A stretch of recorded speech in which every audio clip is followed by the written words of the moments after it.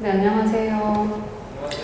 네, 지질학적 테크노 땅의 소리를 들어라 오픈 리서치 강연 현장에 와주신 여러분 반갑습니다. 이번 시간이 두 번째 시간이고요.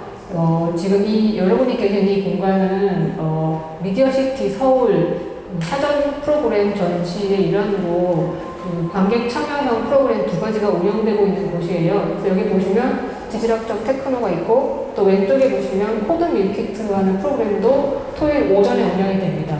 그래서 오전에는 코드 밀키트, 오후에는 지질학적 테크노 프로그램이 운영이 되고 있어요. 미디어시티 서울은 2년마다 운영되는 그 미디어 아트 전시고요. 올해 20년이 돼가지고 20년을 이렇게 조망하는 전시가 지금 1층과 2층에서 행해지고 있으니까 끝나고 전시도 좀 보고 가시면 좋겠습니다.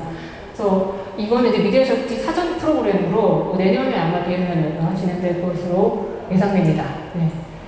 그래서 디지털적 테크노 작업은 그 프로그램 아래 참여형 그 프로그램으로 잠깐만 죄송합니다. 참여형 프로그램으로 진행이 되고 있고요. 그래서 어떤 그 마스터피스를 이렇게 딱 내놓는 그런 전시라기보다는 전시 기간 동안에 뮤지션과 그리고 지진학자들의 협업으로 음악을 만들고 또 그 가운데서 또 오픈 리서치 프로그램으로 그것과 관련된 다양한 전문가들을 모시고 이 프로그램의 의미를 찾고 또 함께 질문해 보는 시간을 마련해 보았습니다. 그래서 오늘은 지진학자 홍태경 선생님을 모시고 진행을 하려고 하고 있고요. 저번 시간에도 연세대학교의 박성준 선생님이 오셔서 빅뱅에서부터 그리고 지구에 어떻게 그 지진이 일어나는지 좀 구조적으로 들여다봤다면 이번 시간에는 좀 또 지진으로 좀 더 구체적으로 들여다볼 예정입니다. 그리고 다음 시간에 3강과 4강에서는 좀 더 테크노를 중점으로 해서 테크노의 역사 그리고 4강에서는 테크노를 실제로 모듈러를 들어보고 또 실제로 참가자가 음악을 이렇게 함께 만들어보고 즉 극잼도 할 수 있는 그런 시간 마련했고요. 5강에서는 지진파와 그리고 이 테크노라는 음악 이것이 둘 다 파동으로 되어 있기 때문에 이제 파동의 다양한 속성에 대해서 물리학자 선생님과 같이 알아보고요. 6강에서는 이 산업이 변화하면서 이 기계 음악이 어떻게 산업으로 영향을 받았는지 그런 것들을 기계 비평과 함께 알아보려고 합니다. 제가 이렇게 6강의 프로그램이 진행되어 가고 있고 그리고 4시부터 6시까지는 저희가 이제 실질적으로 테크노 뮤지션과 그 지진학자들이 협업을 해서 실질적으로 어떻게 음악을 만들어야 할지를 이렇게 협의하는 그런 제작 구석이 운영이 되고 있습니다. 네, 그러면은 이제 홍태경 선생님의 발표를 한번 들어보겠습니다. 네, 홍태경 선생님을 소개합니다. 네.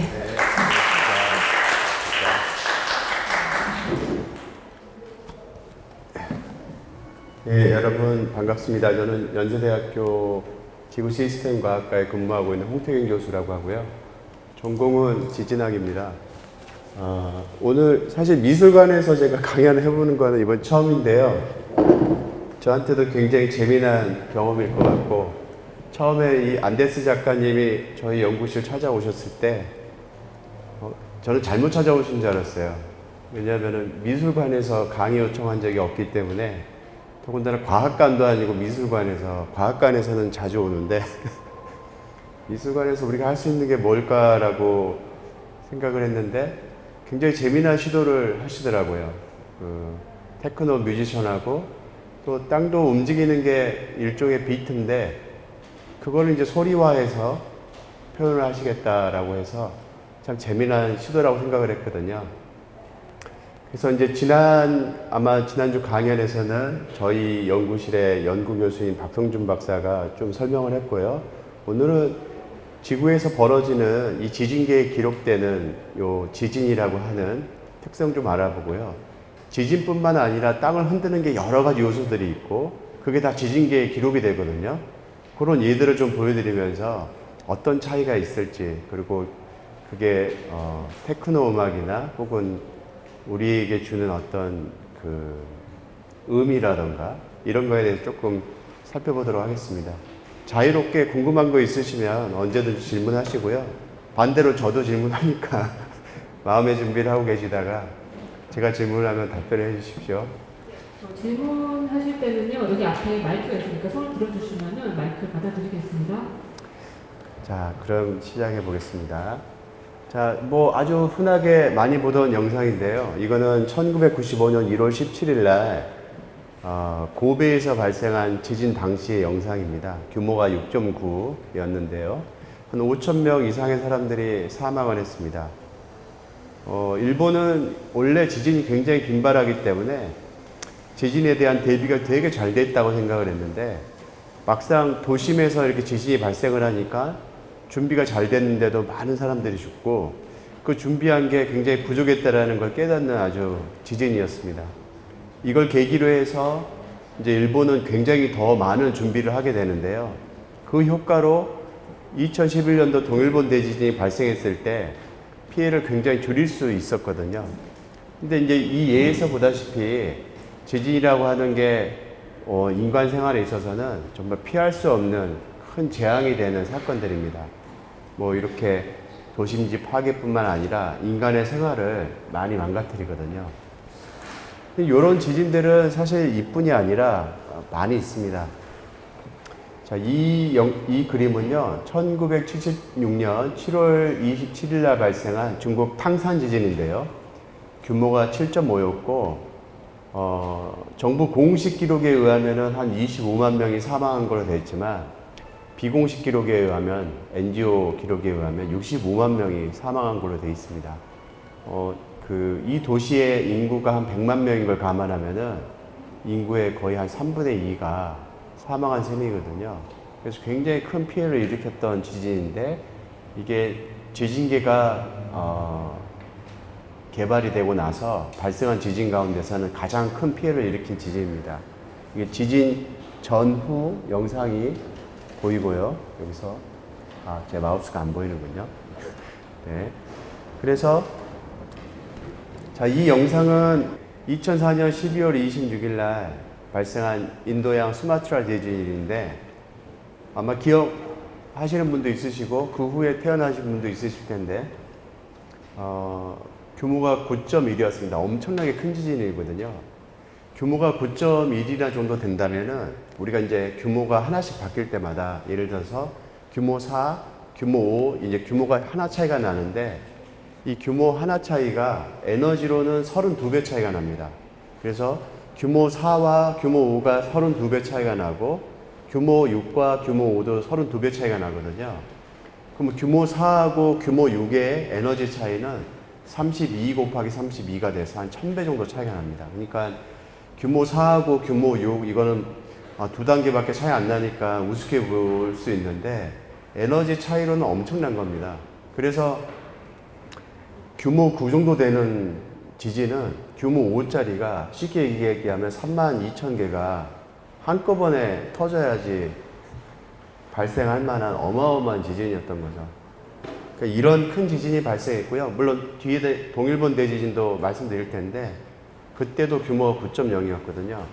자, 요 아래 영상을 보시면은 수마트라 섬 옆에서 지진이 발생했고요. 별표로 표시한 저 지점에서 지진이 발생을 했는데 땅이 쪼개지는 과정을 우리가 기록된 지진판을 가지고 거꾸로 계산을 해본 결과입니다. 그러니까 지진은 빨간 점에서 시작이 되고 땅이 쪼개지기 시작하는데 한 500초 동안 1200km가 연속적으로 쪼개지게 되는 거거든요. 그러니까 한 10분 만에 한반도 길이가 한 1200km 정도 되거든요. 저쪽 제주도에서부터 저 백두산 정도까지가. 그러니까 10분 만에 한반도만한 거리가 한꺼번에 쪼개진 셈입니다. 그러니까 엄청나게 큰 단층이 쪼개졌고 어마어마한 에너지가 방출이 된 거죠. 그래서 왼쪽 상단에서 보다시피 굉장히 유명한 휴양지들이 여기에 많은데 그때 지진 해일이 발생하면서 다 쓸고 지나갔고요. 그 오른쪽 아래에 있는 그림이 바로 지진 후에 인공위성으로 찍은 장면인데요. 아무것도 안 남아있고 해양 퇴적물만 이렇게 쌓여있는 그림입니다. 많은 모래 이런 것들만 남아있고 집들은 다 온데간데 없이 사라졌죠. 그러니까 그만큼 지구상에서 관측되는 엄청나게 큰 재앙 중에 하나라고 할 수 있습니다. 이런 지진들은 엄청나게 크기 때문에 지진계에 잘 기록이 되겠죠, 당연히. 그래서 당시에 전 세계 지진계에도 잘 기록이 됐습니다. 왼쪽 그림을 보시면은 지진이 발생한 위치로부터 전 세계 각국의 이 지진계가 분포하고 있는데 그 지진계가 분포한 곳에서 기록된 지진 파형입니다. 아까 이제 그 우리 안데스 작가님이 보여주셨던 그 동일본 대지진 당시의 지진 파형도 이와 유사한데요. 굉장히 재밌는 것은 이제 나타났습니다. 마우스가 드디어. 예, 여기 보시면은 마우스가 이걸 보고 제가 해야 되겠군요. 여기 보시면은 굉장히 큰 지진파가 이 180이 뭐냐면은 각거리라고 하거든요, 우리가. 그러니까 쉽게 얘기하면 지구 반대편을 180으로 표현했습니다. 한 바퀴 돌아오면서 360도고요. 지진이 난 곳에 지구 반대편에 있는 곳이 180도입니다. 지구 정반대편이라고 생각하시면 되는데, 지진 나고 나서 반대편까지도 엄청나게 강한 지진파가 도착을 했고요. 그 다음에 보면 이 이상한 애들이 이제 또 관측이 되는데, 얘네들이 뭐냐면 지구를 한 바퀴 돌고 난 애들이 다시 관측이 되고, 다시 한 바퀴 돌고 나서 다시 관측이 되고 하는 것들이 꼬리에 꼬리를 물면서 관측이 되는 겁니다. 그러니까 엄청나게 큰 지진이라 지구를 몇 바퀴 돌아도 그 진동이 가라앉지 않는 거죠. 이런 일들이 실제 그 당시에 있었고, 동일본 대지진 때도 똑같은 일이 벌어졌습니다. 그러니까 이때 그러면은 이런 큰 지진이 한 번 나면 지구로서는 엄청난 몸살이겠죠. 지구 전체가 계속 흔들릴 테니까. 지구는 이런 지진으로 끊임없는 그 고통을 겪게 되는데요. 그럼 당시 이제 그 발생했던 지진파가 전파해 나가는 장면을 한번 보겠습니다. 이렇게 맨 앞에 나가는 게요. 멈춰보겠습니다. 이 맨 앞에 있는 게 지진파로 하자면 P파라고 해서 가장 빨리 전파해 나가는 거고요. 요 뒤에 보면은 약간 좀 강한 파들이 좀 지나가는데 이게 S파 정도 됩니다. 요 뒤에 보면 가장 강한 파가 보이는데요. 이게 표면파라고 그래서 제일 뒤에 따라오면서 제일 느리게 오고 가장 진폭이 큰 애들입니다. 이런 것들이 세트를 이루면서 지구를 휩쓸고 지나가거든요. 그러니까 P파는 빨리 지나가서 지진이 끝났나 보다 하면 S파가 오고, 또 끝났나 보다 하면 서피스 웨이브, 이게 표면파가 오고, 바다에서 발생하게 되면은 우리가 이 바닷물을 따라 전파하는 또 T 웨이브라고 하는 것이 있는데, 그런 게 연거푸 계속 도착하는 거죠. 그러다 보니까 지진 파형은 굉장히 길게 이제 보이곤 합니다. 그러면 이런 지진들은 과거에 어떻게 발생했는지 조금 살펴볼까요? 지금까지 지진계가 개발이 된 이후로, 지진계는 언제 개발이 됐냐면 1900년에 개발이 됐습니다. 1900년에 개발이 돼서 그 전에 난 지진의 지진 규모는 사실 정확하게 잘 몰라요. 그냥 지진 피해라던가 단층의 움직임 정도를 가지고 지진이 어느 정도 됐겠다라고 추정을 하고, 1900년부터 지진계가 이제 지진파를 정확하게 기록하면서 지진의 규모를 이제 알 수 있었는데요.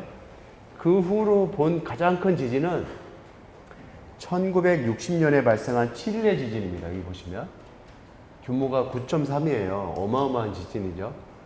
그 다음에 1964년도에 알래스카에서 규모 9.2가 났고요. 아까 봤던 수마트라 대지진이 규모 9.1입니다.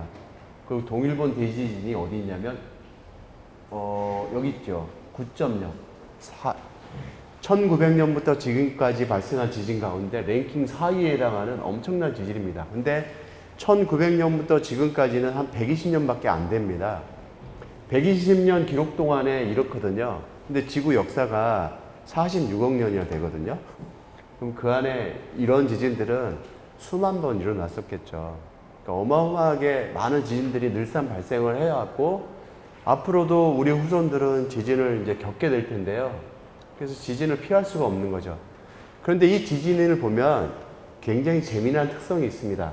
자, 이거는 규모 8.5 이상의 지진들만 모아놓은 겁니다. 지금까지 총 17번 정도 됩니다. 1900년 이후로. 자, 그런데 질문 들어갑니다. 마음의 준비를 하시고요. 자, 여기 보면은 1900년부터 지금까지 발생한 규모 7.5 이상의 지진들을 표시를 해 놓은 거예요. 이게 지진 규모고요. 여기는 발생한 시기입니다. 자, 그러면 이 규모 8.5 이상의 지진들의 어떤 특징이 있는데요. 그 발생한 지역의 위치는 오른쪽 지도에 있고요.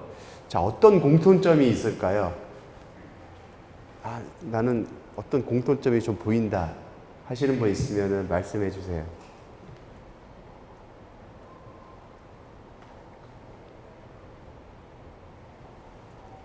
저 위치가 네. 이렇게 한태평양 도산 네.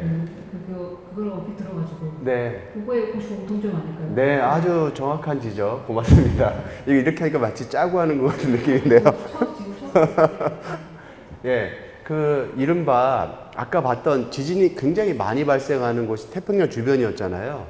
공교롭게도 큰 지진도 이 태평양 주변에 이렇게 몰려 있다는 사실을 알 수 있습니다. 그건 뭐냐면 지진학적인 특성으로는요, 지진이 많이 발생할수록 큰 지진이 발생할 확률도 증가하게 되거든요. 그래서 지진이 많이 발생하는 곳은 거꾸로 생각하면 앞으로 큰 지진이 날 확률도 높아진다고 생각하시면 되고요. 또 다른 특징은 그럼 그 이유가 있겠죠. 왜 그럼 많이 나기만 하면 큰 지진 나냐. 실제로는 이 지역이 판과 판이 충돌하는 지역입니다. 그러니까 판이 계속 충돌을 하니까 에너지는 빨리빨리 쌓이고 큰 에너지도 쌓이니까 큰 지진이 나는 거죠.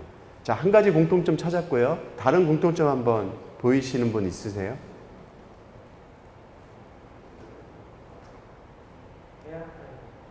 해안가에?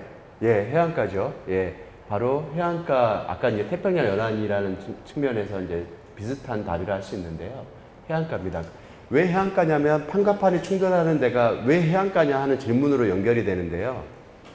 원래는 사실 이 얘기 하자면은 이제 굉장히 지구가 어떻게 진화했길래 이렇게 되느냐를 설명을 해야 되는데 간단히 설명하면 아까 그 아프리카를 보면 그냥 내륙이잖아요. 판이 쪼개질 때는 내륙입니다. 내륙을 쪼개게 되면 지금은 긴 호수로 쪼개게 되면 깊은 구덩이가 만들어지고 거기가 이제 호수로 발달하거든요. 그게 더 발달해서 완전히 쪼개게 되면 드디어 바다가 되는 겁니다. 그리고 이제 확장이 되는 거죠.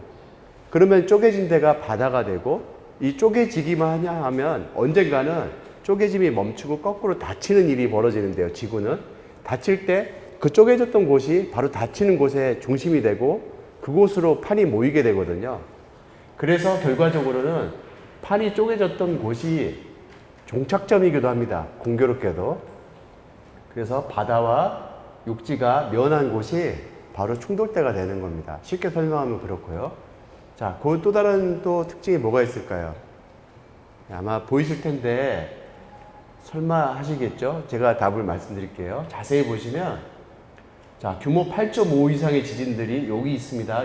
이쪽에 요 지진들이 보면 시기적으로 굉장히 몰려 있는 걸 혹시 보이시나요? 여기 보면 1920년대 조금 있고요. 30년대 1950년대부터 70년대 여기는 없고요. 그 다음에 70년대부터 2000년대까지 없습니다. 그러다가 2000년대부터 다시 또 막 나지요. 아, 이게 뭔가 좀 특이한 특징이 있지 않나요? 이 초대형 지진이라고 하는 것들은 이렇게 시기적으로 굉장히 몰려서 납니다. 이제 이 이유가 뭐냐면은 뭐 다양한 이유가 있는데요. 가장 중요한 이유 중에 하나는 아까 그 수마트라 대지진 발생할 때 규모 9.1이 발생할 때 1200km나 되는 곳이 쪼개졌잖아요. 그때 지구 그곳에 쌓여 있는 많은 에너지가 지구 다른 곳으로 쌓이게 되거든요. 지구 다른 곳에도 이미 에너지가 쌓여 있는데 막대한 에너지가 추가로 쌓이니까 얘에 의해서 갑자기 자기 갖고 있는 에너지 레벨이 넘어서면서 또 다른 지진을 발생시키는 겁니다. 쉽게 얘기하면 100이라는 에너지가 쌓여야 지진이 발생을 하는데 한 90밖에 안 쌓인 상태였어요. 그러니까 합격선이 100점인데 90점밖에 안 받는 상태였던 거죠. 그런데 옆에서 지진이 나면서 막 여기 점수를 나눠주기 시작해요. 기본 점수라 해가지고 이제 선생님들이 한 20점씩 나눠주는 거예요, 주변에. 그랬더니 90점 맞은 애들이 갑자기 100점이 넘어서면서 갑자기 다 합격. 그래서 일시에 그 합격선을 넘어서는 애들이 지진을 유발하는 것으로 추정이 되고요. 이런 여파가 한 20년간 지구 전체를 계속 흔드는 거로 추정이 됩니다. 그러니까 초대형 지진이 한번 발생하면 한 20년간은 계속 발생하는 걸로 보이는 거죠. 그러다가 안정을 찾게 되고요. 근데 2004년 12월 26일 수마트라 대지진부터 다시 이런 초대형 지진들이 막 나고 있거든요. 그러면 20년이니까 2024년, 네, 지금 2022년, 네, 조금 더 남았습니다, 여러분. 긴장하시고요. 그래서 뭐 그걸 딱 맞게 20년 만에 끝날지 더 지속될지는 아무도 모릅니다. 근데 다만 그렇게 균형 잡는 데는 꽤나 시간이 필요하다는 거죠. 지구를 보면은 그런 판들이 여러 조각으로 나눠져 있고요. 이 판들은 각각 서로 다른 방향으로 이동을 하면서 지진을 발생시키고 있는 상황이죠.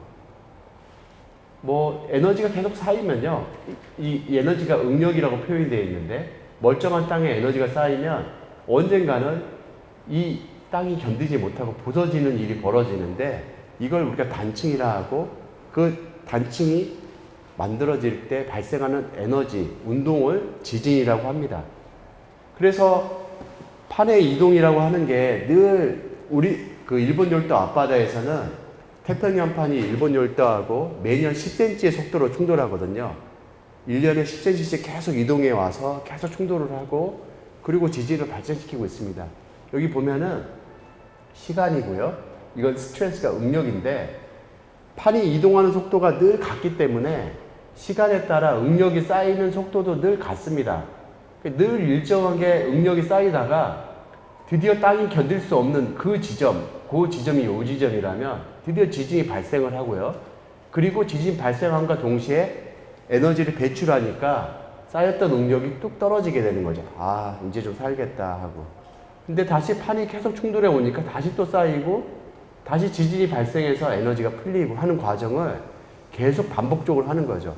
그래서 지진은 그래서 판이 이동하는 속도가 일정하기 때문에 그래서 굉장히 규칙적으로 시간 간격이 규칙적으로 발생하는 것처럼 보이게 된다는 거죠. 그래서 어느 지역에 우리가 동일본 대지진이 한 1000년 만에 발생한 지진이라 하거든요. 그러니까 그런 지진은 또 1000년 만에 그 지역에서 또 발생할 겁니다. 무섭죠? 자, 그래서 이렇게 지진은 굉장히 반복성을 가지고 있고요. 아까 봤던 동일본 대지진은 그 재래 주기가 600년에서 1300년, 우리가 일반적으로 한 1000년이라고 하는데요. 그렇게 발생하는 지진으로 알려져 있고 스촨성 지진은 한 3000년에서 6000년 주기를 가지고 발생한 지진입니다. 아까 그 아이들이 매몰된 그 지진들은. 그래서 이런 지진들은 계속 이제 끊임없이 발생하고 있다는 사실을 알 수가 있죠.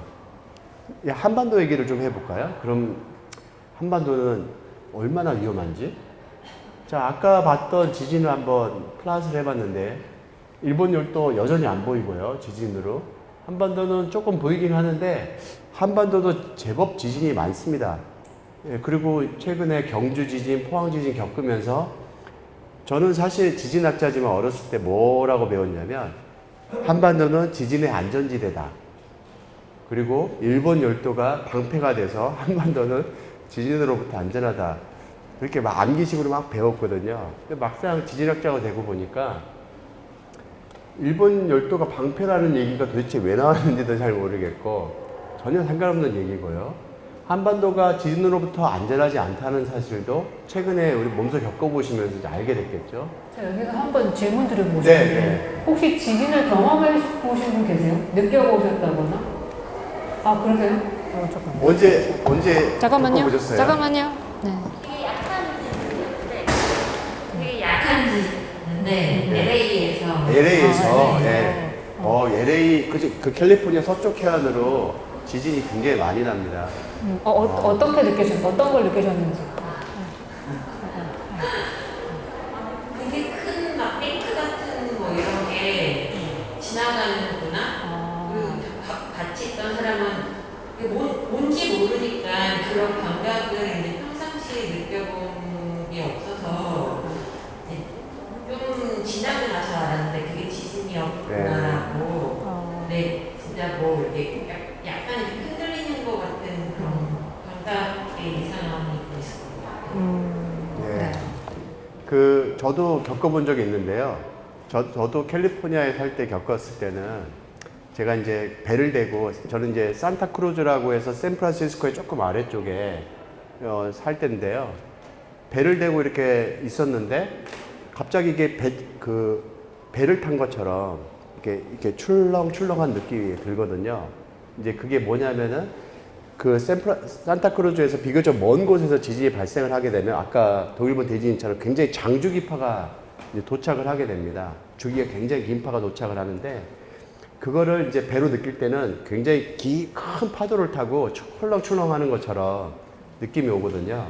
이따가 이제 또 예를 보여드릴 텐데, 근데 가까운 곳에서 지진을 이제 맞닥뜨리게 되면 보다 더 진동이 가파르고 비트가 빠른 것처럼 이제 그렇게 느껴지기도 하죠. 자, 그것처럼 한반도에는 이제 지진이 굉장히 많이 발생하는데요. 그럼 최근에 어땠는지 한번 보면, 자, 이게 지진 발생 횟수를 요 파란색으로 표현을 해놨습니다. 굉장히 크게 증가하던 시기가 있었죠, 최근에. 이거 읽어보시면은, 요때가 언제냐면 2011년도 동일본 대지진이 여기인데요. 제가 읽어드리면, 이게 2004년, 2005년, 2006년, 2011년도가 여기입니다. 그리고 2016년, 2021년 이렇게 되는데요. 공교롭게도 2011년도가 이때인데 지진 발생 횟수가 예년에 비해서 크게 증가한 것처럼 보이죠. 우리나라는 동일본 대지진 때문에 한반도에 갑자기 지진 발생 횟수가 증가하는 일들이 벌어지게 되는데요. 우리나라는 그렇지 않아도 지진을 발생시킬 수 있는 나라인데 인접한 곳에서 큰 지진이 발생을 하면 그 주변 지역에 많은 에너지를 쌓는다고 했잖아요. 그러니까 한반도에까지 그 영향을 준 겁니다. 그래서 이게 지진이 연결되는 일들이 관측이 됐고요. 그래서 지금까지 관측한 우리나라에서 지진이 많이 발생하는 곳을 보면 이 지진 밀도도인데요. 평양 인근입니다.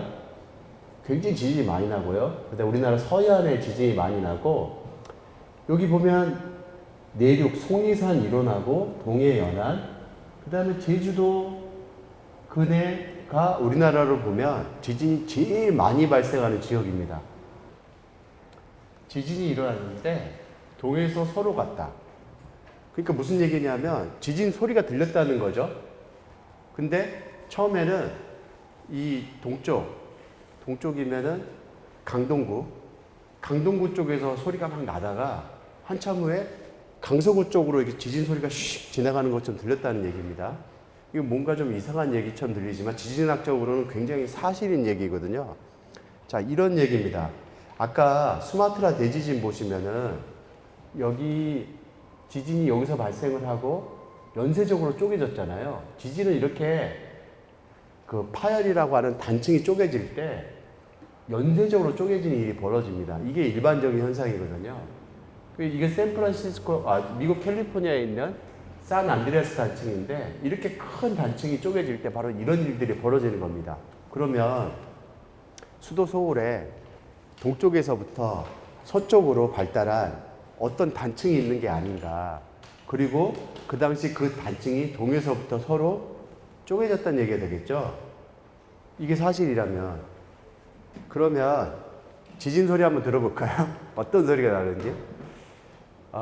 이 지진 소리는요, 1976년 5월 6일 날 이탈리아에서 기록된 겁니다. 옛날에 조금 저와 연배가 비슷하거나 많으신 분들은 라디오에서 좋은 음악 나오고 그러면은 카세트 테이프에 녹음하고 막 그랬잖아요. 라디오에서 나오고 하면. 그래서 예전에는 카세트 테이프에 녹음하는 게 굉장히 보편적인 일이었어요. 이때도 아버지가 아이들 노는 소리를 카세트 테이프에 공교롭게도 녹음을 하던 때였습니다. 근데 지진이 막 일어났고요. 그 소리가 기록이 됐어요. 자, 한번 들어보시겠습니다. Recording number 16 in the next is of the May 6, 1976. 예, 1976년 5월 6일 지진 기록입니다. 라는 얘기입니다.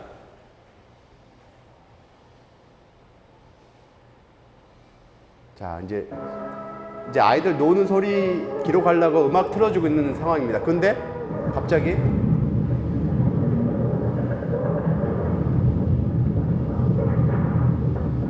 이제 아이들 비명 소리가 곧 들릴 거고요. 아이들이 놀래가지고 이제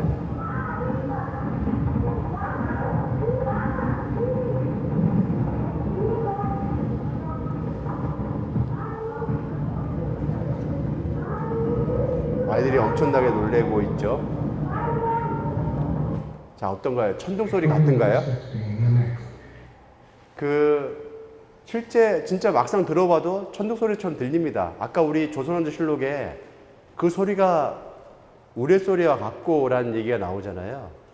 막상 진짜 이런 지진 소리를 듣는 사람들 보면 나 천둥 치는 줄 알았어. 이런 증언하신 분들이 꽤 많고, 경주 지진 났을 때도 경주 지진 이론에서 하시던 분들의 증언이 천둥 소리를 들었다라고 하시는 분들이 많아요.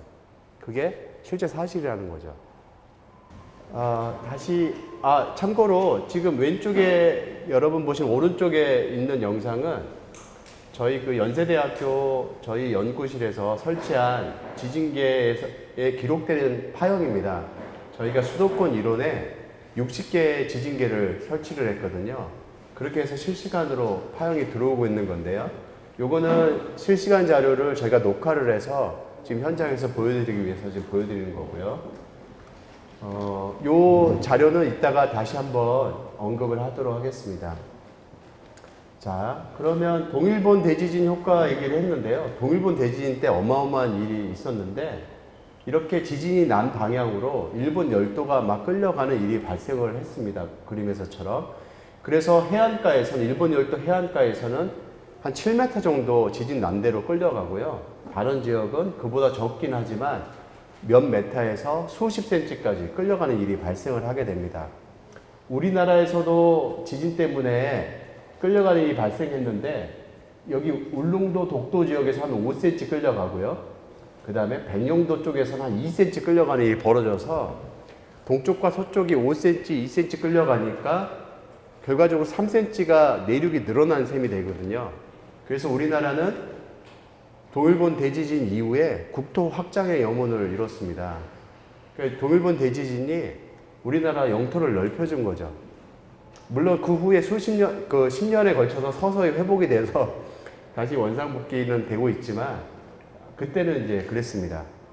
자, 그런데 이제 지금부터가 이제 남은 시간 동안 제가 짧게 빨리 보여드릴 기록인데요.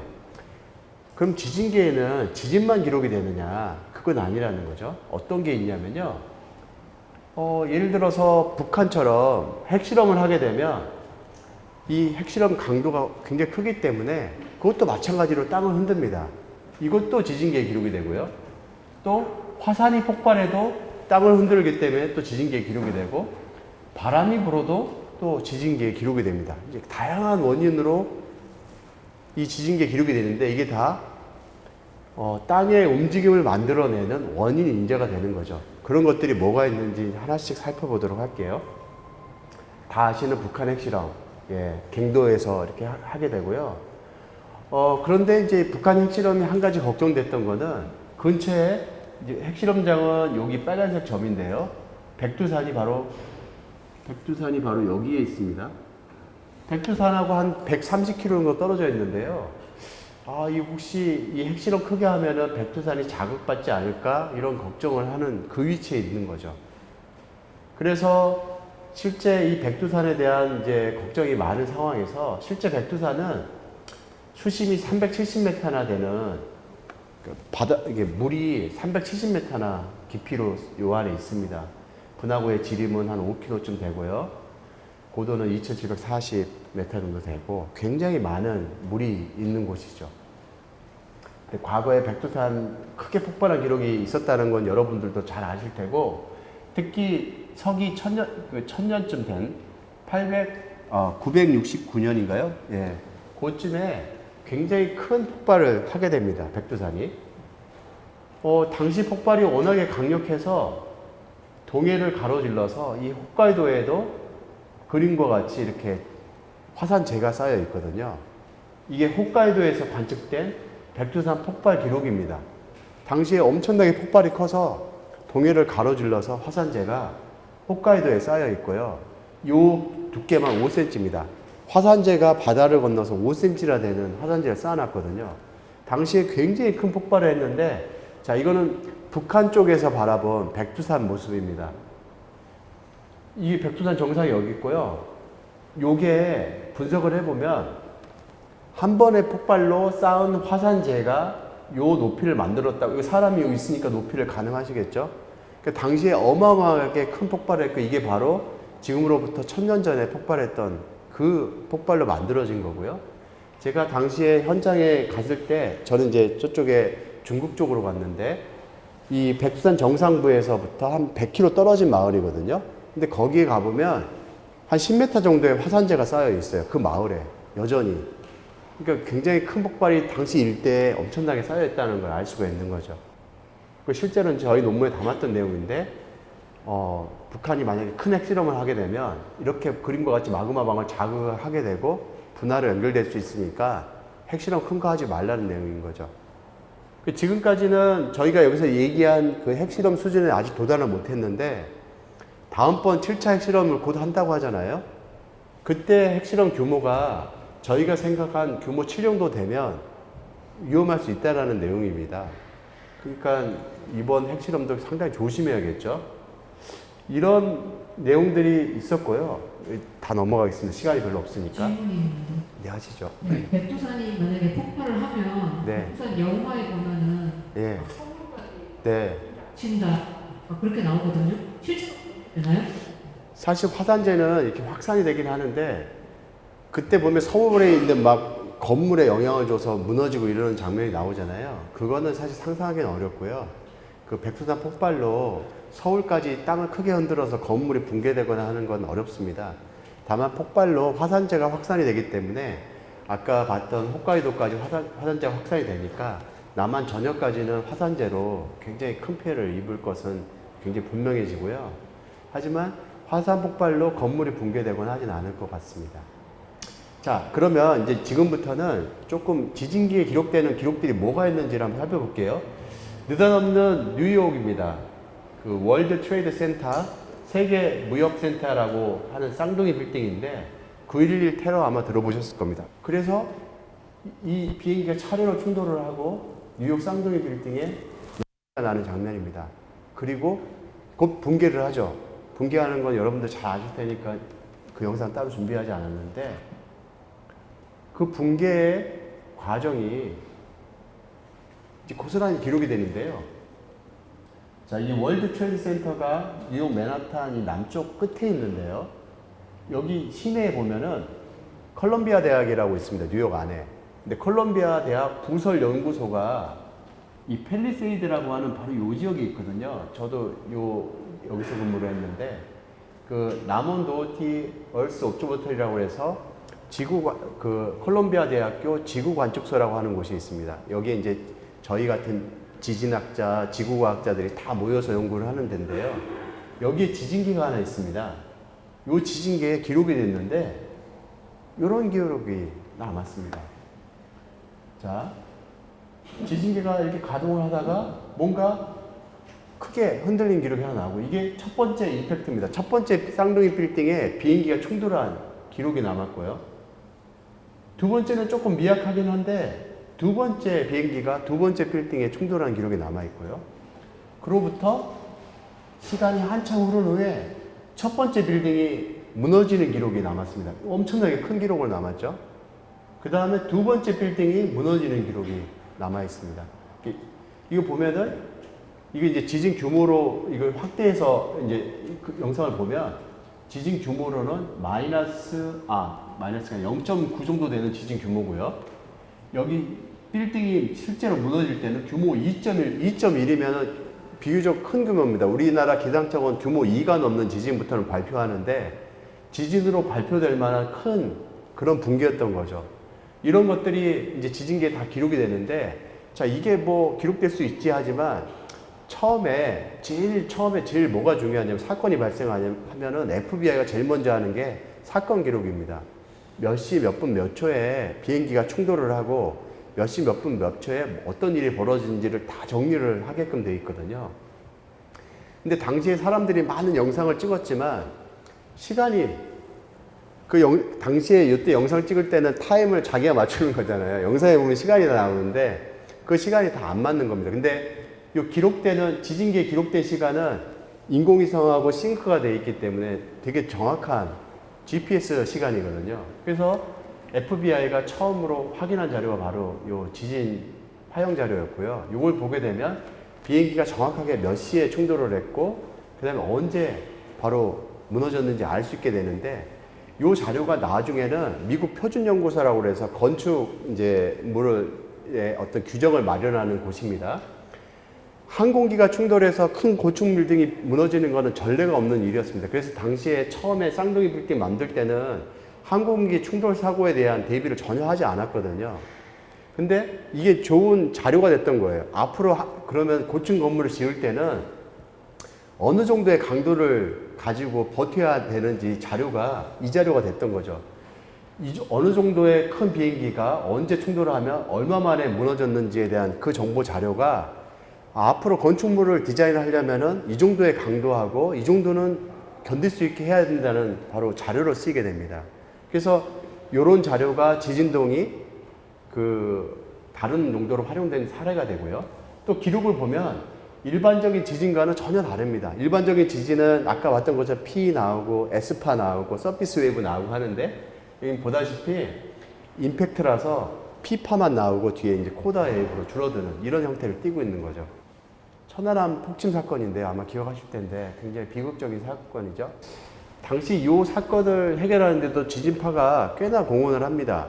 잘 모르셨겠지만 이 지진파가 기록이 되는데요. 이 백령도와 덕적도, 그 다음에 여기 GAHB가 까먹었습니다. 제가 죄송합니다. 하여튼 세 개의 관측소에서 지진 여기 천안함 폭침 기록이 남아 있는데요. 요 기록을 분석을 해서 천안함 폭침 위치가 어딘지, 그 다음에 이게 당시에 이제 논쟁이 세 가지가 있었거든요. 천안함이 왜 침몰했느냐. 첫 번째는 북한이 잠수함이 와서 어뢰를 쏴가지고 천안함이 폭침했다. 이게 한 가지. 그 다음에 두 번째는 내부적으로 폭발이 있었다. 천안함 내부에서 어떤 이유인지 모르겠지만 내부적으로 폭발이 있었다. 세 번째는 피로 파괴라고 해서 천안함이 워낙에 조금 오래된 함정이어서 스스로 부서졌다. 그 다음에 또 다른 게 뭐가 있었냐면은 암초에 부딪혀가지고 부서졌대. 뭐 이런 얘기들이 있었거든요. 근데 이 지진 파형 기록을 분석을 해보면 이게 암초에 부딪혀서 발생한 건지 폭발한 건지를 구분해낼 수 있습니다. 그래서 요 기록을 분석을 해서 당시 저희가 이거는 폭발한 기록이고 천안함은 폭발에 의해서 침몰했다라는 것을 발표를 하게 되고 이게 학술지에도 실리게 되거든요. 그래서 천안함 폭침의 중요한 증거로도 이 지진 파형 자료가 활용이 되게 되는데요. 이런 사례들은 굉장히 많습니다. 그래서 땅을 흔드는 것들이 뭐 이런 여러 가지가 있는데요. 이것도 다 넘어가고요. 핵실험도 받고. 자, 요거만 얘기를 하면 요거는 이렇게 구멍이 퉁퉁 뚫려 있는데 이게 네바다 핵실험장입니다. 과거에 미국이 얼마나 핵실험을 많이 했는지 저렇게 사방대에서 이렇게 파놓고 핵실험을 많이 했는데요. 요즘에는 저런 일은 안 하죠. 근데 북한은 이제 저렇게 보이지 않는 곳에 이제 핵실험을 여전히 하고 있는 상황인 거고요. 이 얘기는 아까 했으니까 북한 핵실험 자료도 잘 기록이 되고 있고요, 우리나라에. 그래서 저런 분석하는 데 쓰고 있는데 또 다른 게 바로 이겁니다. 지진은 지구에서만 보이지는 않고요. 다른 데서도 보입니다. 자, 아폴로 얘기를 한번 해볼까요? 아폴로 11호. 아폴로 11호의 착륙 장면입니다. 혹시 그런 얘기 아시나요? 이게 당시 착륙해서 랜딩하는 역사적인 장면을 찍은 영상인데 아폴로 11호의 달 착륙은 허구다. 뭐 이런 얘기들 여전히 많잖아요. 예, 그거를 반박하는 증거가 있습니다. 지진학적으로. 그런 얘기를 한번 해보죠. 당시에 음모론이 아니 달에 바람도 안 부는데 어떻게 성조기가 이렇게 바람에 휘날려 뭐 이런 얘기들. 그러니까 이거는 가짜다. 인간은 달에 간 적이 없다. 뭐 이런 얘기들 많이 하고. 그 다음에 이거 너무 연출한 장면 같지 않냐. 뭐 그림자가 어떻게 이렇게 잘 보이냐. 뭐 이런 얘기들 되게 많았어요. 근데 이 반박 못할 증거가 있습니다. 뭐 여기 보면 어떻게 사람이 이 거울 앞에 보이는, 이게 앞에 보이느냐 이런 게 다 그 음모론의 시작들이었는데요. 이때 말이죠. 요겁니다. 이 사람들이 뭘 하냐면요. 지진계를 설치합니다. 달에다가. 모르셨죠? 지진계가 있었는지. 당시에 지진계가 태양열을 받아서 가동하도록 지진계를 설치를 했고요. 이 아폴로 11호 이후에도 꾸준히 지진계를 설치를 합니다. 그 후에도 여러 차례 가서. 그래서 1969년부터 1972년까지 가면서 아폴로가 갈 때마다 지진계를 설치를 해놓거든요. 그래서 기록된 기록이 여전히 남아있고요. 이거는 그 후에도 계속 지구로 전송이 되어 오다가 지금은 이제 더 이상 가동하지는 않고 있는 상태인데요. 그러면 이제 사람들이 그러겠죠. 아, 이 지진 파형조차도 만들어낸 거 아니냐. 근데 불행히도 지구에서는 지진 파형이 이렇게 관측이 안 됩니다. 지구하고 전혀 다른 파형이 관측이 되거든요. 그러니까 지진 파형이 보이는 거는 땅의 성질하고 굉장히 그 달려있는 문제라서 여기 보면 P파, S파가 구분이 안 되게 한 덩어리처럼 파형이 나타나거든요. 그 달에서는. 이건 달이 굉장히 두꺼운 퇴적층으로 지표가 둘러싸여 있기 때문에 이렇게 나타나는 현상이거든요. 그러니까 지구에서는 전혀 보일 수 없는 현상입니다. 그래서 인류가 달에 착륙한 것은 틀림없는 사실임을 이 달에 기록된 지진 파형이 보여주고 있는 거죠. 이후에 이 자료를 분석해가지고요. 사람들이 연구를 되게 많이 했는데 달의 내부가 어떻게 생겼는지 뭐 이런 연구들을 엄청나게 많이 했습니다. 학자들이. 논문들도 많이 나왔고요. 그러니까 이 학자들 전체를 속였다는 얘기인데 불가능한 얘기 될 거고요. 그러니까 실제 인간은 달에 간 게 맞습니다. 그 다음에 또 땅을 흔드는 일이 뭐가 있냐면 기후변화입니다. 기후변화가 어떻게 땅을 흔드느냐. 이 극지역에 있는 만년 빙하가 온도가 올라가면서 이렇게 쪼개지는 일들이 벌어지고 있잖아요. 이 남극입니다. 남극에 이미 이제 많은 나라에서 지진계를 설치해 놨습니다. 우리나라도 설치를 해 놨고요. 이 지진계에 보면은 요런 기록들이 보입니다. 갑자기. 이게 뭐냐면 빙하가 기후변화 때문에 용융이 되면서 쪼개질 때 그르릉 하고 소리를 내면서 쪼개지거든요. 이걸 그래서 글래셜 얼스퀘이크라고 합니다. 글래셜 퀘이크라고 하는데 빙하 지진이라고 하거든요. 이런 빙하 지진이 관측이 되기 시작하는데 이거 보면은 빙하 지진이 남극의 여름에 특히 많이 발생합니다. 남극의 여름이 언제냐면요. 여기서 겨울이 거긴 여름입니다.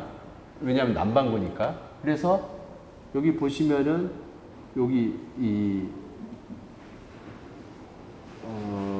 January, February, June, July, August 요때 글래셜 케이크가 또 증가하고 요 뒤쪽에도 증가하고 있는 시간에 따라 자 여기 보시면은 시간에 따라 글래셜 케이크가 실제로 증가하고 있다는 사실을 여기서 보여주고 있고요.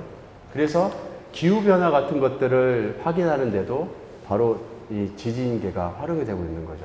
점점 빙하 지진이 많아진다는 건 빙하가 점점 더 많이 쪼개지고 있다는 얘기이고 그로 인해서 기후변화가 더 심해지고 있다. 해가 가면서 이런 증거들로 쓰고 있는 거죠. 그리고 또 지진계는 바람에 대해서도 반응합니다. 태풍이 불 때도 땅을 흔들게 되는데요. 태풍이 지나가는 궤적에 따라 여기 이제 지진계들이 많이 있는데 실제 태풍이 지나가는 순간에 지진계에 기록되는 배경 잡음이 증가하게 됩니다. 실제로 이제 땅은 늘 이렇게 조금씩 흔들리고 있는데 바람이 세게 불게 되면 그 바람에 의해서 땅이 더 크게 흔들리게 되는 거죠. 그래서 잡음 수준이 올라가서 태풍의 강도나 경로 같은 것들도 지진계로 알아낼 수가 있게 되는 거죠. 이 태풍의 경로를 지진계로 알아낸 사례가 되겠고요.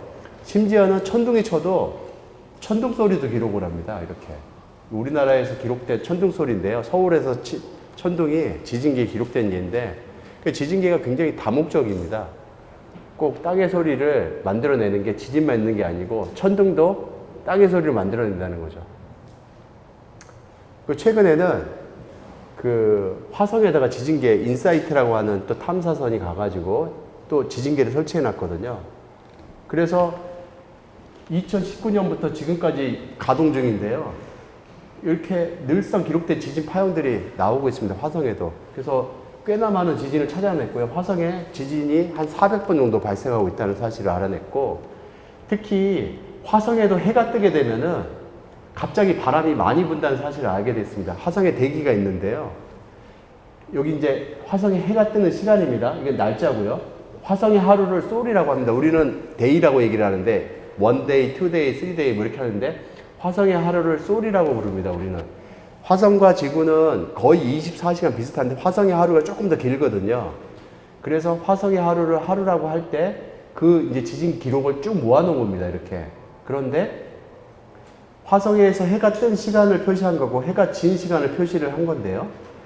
화성에 해가 뜨게 되면은 화성에 설치된 지진계의 배경 잡음이 갑자기 증가하는 걸 확인하게 돼요. 이거는 왜 증가하냐면 해가 뜨면서 갑자기 바람이 많이 일어나기 때문입니다. 화성의 그 공기의 온도가 상승하게 되면서 갑자기 바람이 많이 불게 되고 그러면 그렇게 되면서 화성 표면에 지진동이 많아지는 거죠. 그래서 지진계의 잡음의 수준이 올라가면서 이렇게 높은 잡음이 기록이 되기 시작하는 거고요. 그래서 이걸 통해서 화성에 얼마나 센 바람이 부는지, 그 다음에 그 부는 정도가 어느 정도인지, 이런 것들도 지진계 가지고 현재 과학자들이 분석을 해가고 있고요. 이런 다양한 일들을 지진계를 이제 연구하고 있는 지진학자들이 지금 현재 하고 있는 상황이고요. 또 최근에는 이제 저희가 재미난 연구를 했는데, 지진계를 도심에 설치해 놓으면 사람이 지나가고 뭐 자동차가 지나가면서 그 기록이 남게 되니까 그걸 활용을 해서 경제 성장률도 예측할 수 있다라는 발표를 하거든요.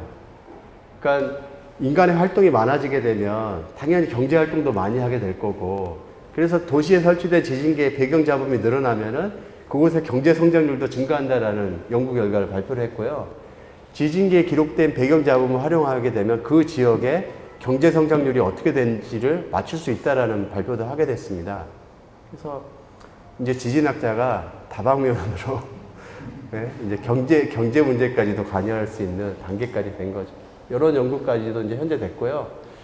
이건 이제 코로나 때 실제로 사람의 활동이 지진계 갖고도 알 수 있다. 전 세계에 이제 지진계가 쭉 있잖아요. 코로나 때 전 세계에서 집 밖으로 나오지 말라고 봉쇄 명령을 내리게 되면서 실제로 이 지진계에 기록된 지진 잡음이 뚝 떨어지는 기록들이 이제 관측이 되기 시작하거든요. 그래서 사람들이 어느 동네에 사람들이 집 밖으로 안 나오고 있다는 걸 지진계만 보고도 확인할 수 있다는 내용입니다. 이런 재미난 일들이 지진계로 다 가능하다는 얘기죠. 자, 이렇게 해서 전체적으로 마쳤고요. 네, 뭐 혹시 질문이 있으시면 질문을 해 주십시오. 네. 네. 안녕하세요. 잘 들었고요. 네. 저 궁금한 거 중에 하나가 지금 소개해 주셨던 지진계 데이터는 주로 그 시간에 따른 변화라는 거잖아요. 지진 파의 변화. 그러니까 뭐 타임 도메인이라고 부르는 그 가지고 나왔는데, 그렇다면은 이거에 약간 주파수 도메인에서는 이게 어떤 함의를 가지는지, 지진계 데이터가 어떤 방식으로 주파수에서는 그 분석될 수 있는지, 그게 연구에서 어떻게 사용되는지 조금 궁금해서. 아주 좋은 지적이십니다. 이 인간이 만들어내는 지진동이 자연적으로 지진에 의해서 만들어지는 이 지진동과 주파수 대역에서 큰 차이가 나는데요.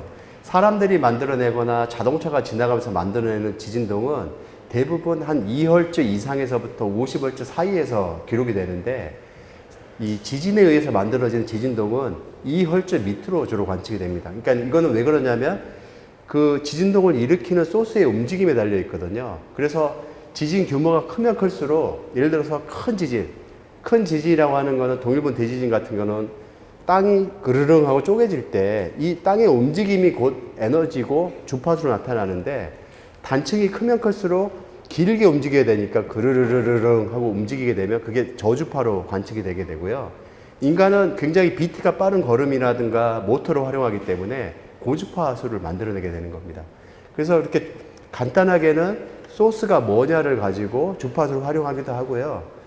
또 우리가 주파수를 가지고 지구 내부 구조물을 주파수에 따라 다르게 반응하기 때문에 지구 내부가 어떻게 생겼는지 영상화를 하는데도 주파수 정보를 활용하기도 합니다. 저번 주에 워크숍 시간에 좀 재밌는 얘기가 있었는데요. 네. 그 50Hz를 가지고 네. 지진학자는 50Hz 이상이면은 그게 이제 잡음으로 네. 생각하고 그거를 그냥 무시해야 된다 이렇게 네. 말씀하셨는데 음악가 테크노 뮤지션 같은 경우에는 50Hz 이하는 안 들리니까 무시한다. 그렇죠. 네, 네. 그렇게 서로 50Hz를 중심으로 서로 네. 무시하는 기준이 달라지는 점이 네. 있습니다. 그러니까 이게 똑같은 진동입니다. 진동인데 차이가 없어요. 똑같은 진동인데 음악이라고 하는 뮤직은 우리 가청 주파수를 기본으로 하고 있거든요. 그러니까 사람이 아주 낮은 주파수까지 들을 때는 한 20Hz까지도 들을 수 있다고 하거든요. 그 이상을 주로 듣게 되는데 근데 그 주파수 대역 중에서 낮은 주파수는 바로 지진계가 기록을 하는 거예요. 똑같이. 근데 이제 더 고주파수로 가면 지진계는 이제 기록을 더 이상 하지 않고 다른 기록계를 활용하게 되는 거죠. 또 다른 질문 있으십니까? 저는 궁금했던 게 네. 코로나 때 그 배경 자금들이 잘 안 그게 지진계에도 기록이 된다고 말씀하셨는데 그러면 반대로 코로나 시기에 오히려 순수한 지진을 더 잘 관측할 수 있지 그렇죠. 않았을까? 예. 아주 좋은 지적이시고요. 그래서 지진학자들은 그 연구하기 매우 좋은 시기였다. 왜냐면은 인간이 만들어내는 잡음이 없으니까요. 평상시에 안 보이던 그런 기록들이 나타나기 시작했어요. 예를 들어서 인간이 만들어내는 이 지진 잡음하고 교묘하게 섞이는 게 이 자연이 만들어내는 또 다른 잡음이거든요. 지진동 말고, 지진에 의해서 만들어진 거 말고, 무슨 그 생물의 움직임에 의해서거나 바다에 의해서 만들어지는 지진동이 있는데, 그런 지진동을 기록할 방법이 없었어요. 항상 인간의 잡음하고 섞여가지고. 그래서 그런 자료를 분석할 수 있는 되게 좋은 찬스였고요. 그때 기록된 자료 가지고 분석을 많이 하고 있고, 저도 아까 보여준 썬더 있잖아요. 천둥. 그게 코로나 기간 때 기록한 겁니다. 사람들이 안 다니니까 천둥 소리가 이렇게 서울 시내에 설치된 지진기에 보였거든요. 그렇지 않았으면 안 보였겠죠, 천둥 소리가. 네, 그래서 다양하게 이렇게 활용할 수 있는 좋은 기회였죠.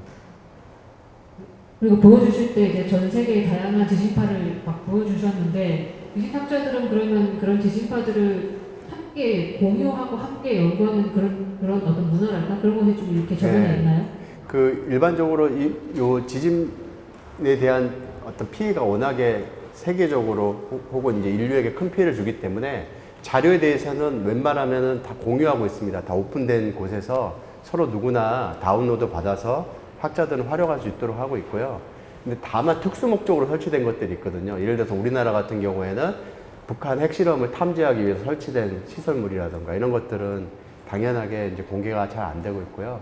그렇지 않고 일반적인 지진을 모니터링 하기 위해서 하는 것들은 대부분 다 무상으로 공유하고 있는 상황입니다.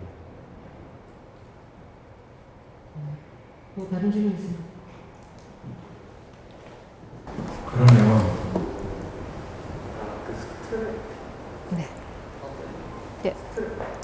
스트레스가 쌓여서 지진이 일어난다고 하셨는데 그러면 그 사람들의 움직임이라던가 활동들 때문에 그런 스트레스도 쌓이는지 네. 그것도 아주 재미난 지적인데요. 그런 연구를 하는 사람이 있어요. 도심지에서 인간의 활동이 많아지면 지진이 많아지나? 이런 연구. 아직까지는 특별히 그런 효과는 못 보고 있는데, 왜냐면은 사람의 움직임이 규칙적이지 않고 다 일레길로 하잖아요. 이 사람은 일로 가고 저 사람 저쪽으로 가고 해서 다 이게 섞이기 때문에 이게 서로 백색 잡음처럼 작용을 해서 큰 영향을 주지 못하는 것처럼 현재까지는 알려져 있는데, 근데 재미난 실험을 한 게 있어요. 마라톤 같은 거 있잖아요. 마라톤을 할 때는 사람들이 다 일괄적으로 달리다 보면은 거의 보폭이나 이런 것들이 유사하게 나타나기 시작하거든요. 그래서 다리를 건널 때 그 뉴욕에서 그 하프 마라톤을 할 때 뉴욕에 있는 다리에다가 지진기를 설치해 본 적이 있는데 다리가 휩니다. 마라톤에서 사람들이 지나가는 동안에. 하도 일관성 있게 이렇게 하니까요. 그래서 우리나라 군대에서도 다리 건널 때는 그 원래는 발 맞춰서 가라고 하잖아요. 하나 둘 하고 발 맞춰 가는데 다리 건널 때는 다리를 엇갈려 가도록 그냥 마구 뛰라고 그렇게 하는 이유가 그 레저넌스 현상 때문에 그래요. 다리를 맞춰 가면서 진폭이 커지게 되면 다리가 무너질 수 있기 때문에 그런 거거든요. 그래서 인간의 이 작은 힘이라는 게 무시할 만한 것 같아도 만약에 마음을 맞춰가지고 자 우리 대한민국 사람이 9시 정각에 한번 띨시다 그러면은 뭔 일 나겠죠. 네. 근데 실제로 테크노마트가 흔들린 적이 있었어요. 그래서 그거를 원인을 조사하는데 제 기억으로는 거기에 무슨 지인이 있다고 그랬나? 그래서 거기서 에어로빅을 했나? 그게 반복된 운동이 건물을 흔들었다. 그런 뉴스도 봤고요. 네. 얼마 전에 SM 건물이 흔들린 것도 거기 이제 연습실에서 연습하는 것 그 진동으로 건물이 흔들린 그런 뉴스도 있었습니다. 그죠. 공명 때문이고, 네. 그러니까 건물이 갖고 있는 고유한 주파수가 있는데 거기에 맞추게 되면 이제 그런 일이 벌어지는 거죠. 아무리 작은 힘이라도 그게 쌓이면 이제 큰 효과를 낼 수 있는 거죠.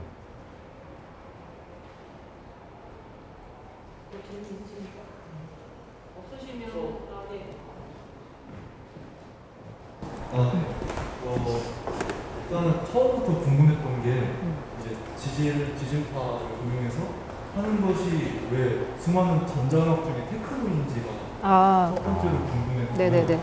두 번째는 이 전체 내용을 듣고 나서 일단 느꼈던 건 지진은 나쁜 거구나, 위험한 거구나, 우리가 주시해야 되는 거구나라고 생각이 들었는데요. 이게 결국에 끝에 작품이 나오잖아요, 음악으로서. 그러면은 그 작품에도 그냥 그대로 이 내러티브가 들어가는지 위험한 거를 알려주고 싶다 이렇게 되는지 아니면 또 다른 것이 있는지 궁금합니다. 네, 이거 질문 저한테 주신 것 같은데요. 먼저 이제 왜 그 지진파로 음악을 만드는데 그것이 테크노 음악인가? 그 지점에서는 약간 이 땅의 비트가 지진파로 보시면은 너무 이게 더 주파수여가지고 안 들린다고 보통 그러시잖아요. 아까 들려주셨던 건 굉장히 큰 지진일 경우에 소리가 그렇게 들리는 거고 보통의 지진은 아마 사람들이 들을 수 없을 거예요. 그래서 그런 저주파의 사람의 어떤 이 비트로 사람이 이렇게 울리는 그런 음악이 테크노 음악의 어떤 비트라는 느낌이 좀 들었고 그리고 좀 더 지진파라는 것이 어떤 멜로디가 있는 것이 아니고 어떤 추상적인 어떤 음의 연속인데 그런 것이 뭐 지진파라는 것도 이렇게 쿵 하고 이렇게 떨어질 때 그것이 되게 추상적인 소리로 저는 다가오잖아요. 그래서 이 테크노 음악의 어떤 추상성과 저 비트가 어떤 이 지진파와 좀 비슷하게 좀 느껴져서 이것이 테크노 음악으로 됐으면 좋겠다 하는 생각이 들어서 이렇게 연결을 시켜봤고요. 그리고 두 번째도 이제 저희 저번에 워크숍 때도 저희끼리도 한 얘기인데 이렇게 뭐 저기서 뭐 8만 명이 죽었고 뭐 몇천 명이 죽었다고 하는데 지금 우리는 그 음악을 이렇게 만들어가지고 뭐 파티를 해서 즐겁게 놀 건가 그게 지금 말이 되는 소린가 뭐 이런 얘기도 나왔었는데 사실 근데 지금 선생님이 말씀하셨듯이 지진파라는 것이 항상 일어나고 있는 일이고 그것이 이제 스트레스가 쌓여서 지진으로 됐을 때 강력한 것을 이제 우리가 이렇게 기록을 하는 거잖아요. 사실 그 우리가 지진파를 이용한다는 것은 단순히 지진만을 포커스로 두는 것이 아니라 지진파를 통해서 지구에서 일어나는 많은 움직임을 우리가 관찰해보고 그것을 우리가 음악으로 다양한 여러 곳의 땅의 움직임을 우리가 음악으로 표현해보자 하는 그런 의미가 있거든요. 그래서 다시 말해서 지진파를 단순히 이렇게 어떤 재해나 어떤 지진을 재해나 그렇게로 보는 것이 아니라 뭐라고 그럴까 지구가 이렇게 움직이고 있다는 것 그런 것을 우리가 감각해 보는 그런 차원으로 좀 약간 환기시켜 보자. 오히려 이렇게 너무 재해로만 포커스를 두지 말자라는 차원에서 이렇게 음악을 만들어 보고 싶습니다. 네.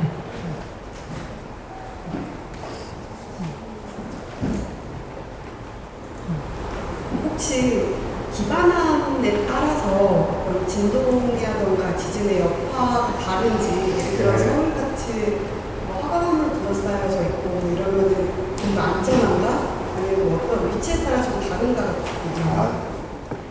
저기 지질학적 베이스가 좀 있으신 분? 네, 저기 지질도가 있는데요. 우리 서울이 있는 곳이 경기 육계라고 하는 곳인데요. 그 쉽게 말씀하신 대로 화강암이 주로 기반암으로 되어 있는 거대한 곳입니다.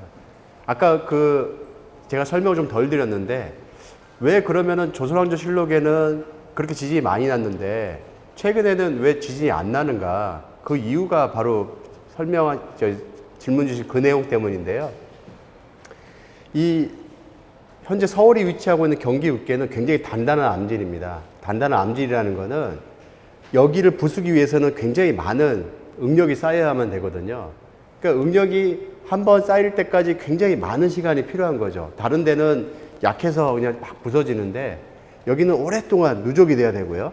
근데 일단 쌓이는 응력이 굉장히 많아져야 되는 거죠. 튼튼하기 때문에.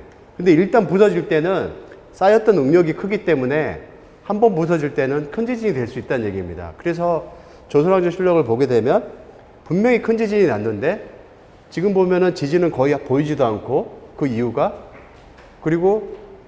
뭐냐면은 조선왕조 실록 때 발생했던 지진이 발생하고 나서 아직 응력이 쌓여가고 있는 시기라고 판단할 수 있고요. 그 응력이 어느 순간에 그 한계점에 다다르게 되면 한 번 부서질 때 큰 에너지를 내놓기 때문에 오랫동안 쌓였기 때문에 큰 지진으로 발생할 가능성이 있다. 이렇게 생각할 수 있는 거죠. 그러니까 이제 요약을 해드리면 짧은 기간 동안에는 화강암 기반이 안전해서 좋긴 하지만 긴 시점에서 보자면은 응력이 많이 쌓여서 그게 만약 부서지게 된다면 큰 지진화 될 가능성이 있어서 위험할 수도 있다. 라는 얘기가 되겠죠. 또 질문 있으신가요? 네. 저희가 일상에서 봤었던 프로파간다 말씀하셨던 부분이 있잖아요. 달탐욕이라든가 아니면 지금 백두산 폭발에 대한 우려도 되게 많이 있어서 이제 지인들 같은 것도 하고 편안한 사건도 그렇고 그러니까 이걸 굉장히 지진파로서 설명을 되게 잘 해주셔서 되게 유익했는데 특히 기후변화 같은 경우에도 이런 모든 부분이 사실 우리가 우려하고 있는 부분이라고 생각이 들어요. 그래서 오늘은 그거에 대한 설명을 되게 이해할 수 있게 그 과학자로서 이제 말씀을 해주셨다고 생각하는데 그 과학자로서 말고 그 우려에 대한 그 연구해 오시는 그 기반으로 우려하시는 그런 부분이 있을까? 그냥 뭐 그 의견 같은 게 그냥 좀 궁금했어요. 뭐 사실은 우리 이제 지진학적으로 사실은 우리가 지구 과학의 한 부분이거든요. 지진학이라고 하는 거는 우리가 하는 거는 이 지진계를 활용해서 다양한 연구 분야를 접목하고 있는 건데 이걸 통해서 기후 변화도 알고 그다음에 뭐 화산 활동 그다음에 인간의 활동조차도 알 수 있는 영역으로 넓혀가고 있는 건데 특히 이제 최근 들어서 아까 말씀하신 것처럼 기후 변화의 어떤 특징이라든가 영향, 효과 등을 효과적으로 알 수 있는 방법을 지진기가 제시할 수 있다는 것도 알아냈거든요. 그래서 이런 거 할 때는 해당 분야 또 기후변화 연구하는 또 연구자들이 있기 때문에 같이 공동 연구를 하고 하면은 훨씬 더 시너지를 낼 수 있을 거라 생각을 하고요. 그런 쪽에는 저희가 기후변화 자체로는 전문가가 아니기 때문에 같이 공동 연구를 통해서 좀 시너지를 낼 수 있는 방안이 될 거고요. 또 화성에 우리는 직접 가지는 않지만 이자를 분석을 해서 화성의 기상 상태라든가 화성의 내부 구조가 어떤지 화성의 이제 구조는 어떻게 생겼는지를 알 수 있는 우리가 방법을 또 제시를 하기 때문에 이건 또 행성 연구하는 사람이라든가 또 행성으로 우주선을 보내야 되는 어떤 집단에서 알아야 될 정보 같은 것들을 제공해 줄 수 있겠죠. 이제 그런 측면에서 저희가 이제 공헌할 수 있는 부분이 있어서 저희가 뭐 다 할 수는 없는 거고요. 그런 쪽으로 조금씩 이바지하는 식으로 이제 방법을 찾아가야겠죠.